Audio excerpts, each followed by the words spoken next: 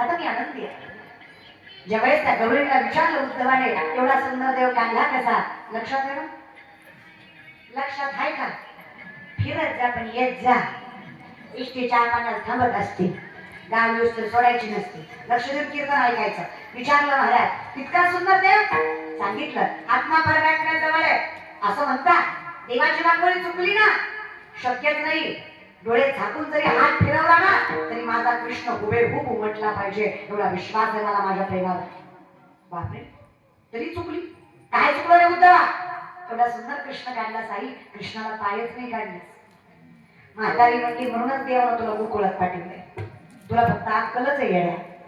अरे मी रांगोळी पाय काढी जो नींद में आते हैं, सपने वो नहीं जो नींद में आते हैं, सपने वो है जो नींद उड़ा देते हैं. स्वप्न सामर्थ्याने मोठे असले पाहिजे आणि असावी.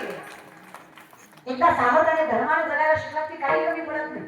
मग काय, धर्मात 2 गोष्टी सांगितल्या ज्या करायच्या नाही, अजून 5 बाकी 7 सांगायच्यात ना.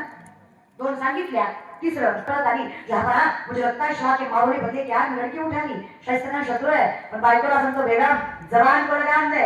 शिवा के मामले है वो, ऐसी उनकी परवरिश नहीं कि औरत की तरफ गंदी नजर डाले. औरत जात की इज्जत करने वाले लोग है वो, बेटी नहीं उठाते. कौतुक त्या बाइकोला वाटलं. शत्रु है वो आपका, क्या लगता है आपको? तुमने उनकी बहू बेटियां उठाई, आपको उनकी इज्जत तक लूट ली. उस वक्त तुमने नहीं सोचा वो औरत है, उसका क्या कसूर? अगर तुमने उनकी औरतों को जलील किया तो शिवा बदला नहीं लेगा.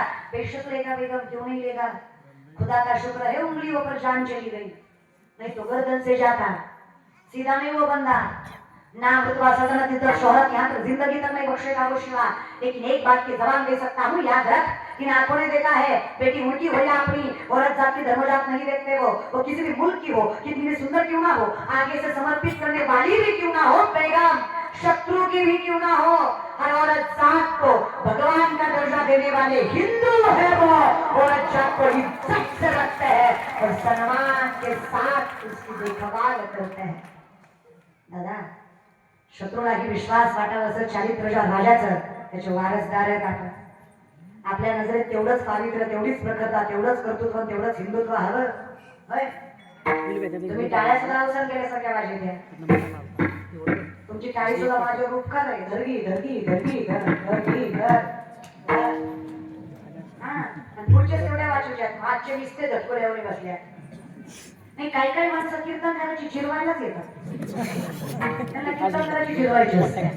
हा, ती पोरं कीर्तन झालं म्हणतात लय पोरगी बोलत होती. आम्ही अशी आता म्हणतात वाजत होता, पटके निसता बसला होता. माझं काय गेलं, तुमचं कसं आहे की एक कोणता इष्टीत चालला, खाली उतरला, मोठ्या मोठ्या हसायला लागले. शेजारच्या मी विचारलं एवढा कशाचा आनंद झाला. कंडक्टरला फसवलं. ठरलं कसं काय, मग म्हणलं तिकीट काढलं गेलोच नाही. सांगायला कळलं मला. तुम्ही सांगा की कंडक्टरच्या बापाचं काय गेलं. माझं ठरलंय ते ठरलंय, माझं काय जाणार आहे. तो आता तुमचं आहे. आपलं पाकिट बी जावं, पुण्य बी जावं माणूस. आम्ही दोन्हीकडनं मोफत. आता मला माझी उद्या आमचं ते की तुम्हाला काय वाटतं. तुम्ही आम्हाला दुसऱ्याचं पेटल्यावर बघा भारी वाटतं ना, आपलं पेटलं की हिरवाय कुणी नसतो महाराज. असं जग आहे. या विषयाकडे आपल्यात परत प्रेमन चालत. आपण सामर्थ्यानं हिंदुत्वानं जगणारी माणसं आहे. कधी कधी वाईट वाटतं, कधी कधी शोकात टीका वाटते. खरंच आपण ते आहोत का? या शिवरायांनी आपल्याला विचारांची जोपासना करायची शिकवली आणि आईबापांची कदर करतोय. आज हिंदवी स्वराज उभय आईच्या स्वप्नावर, स्वराज्य व्हावं ही स्त्रींची इच्छा, हे सामर्थ्य छत्रपतींच्या विचारांमध्ये होते. काय ताकद होती ना, विसच तशी होती.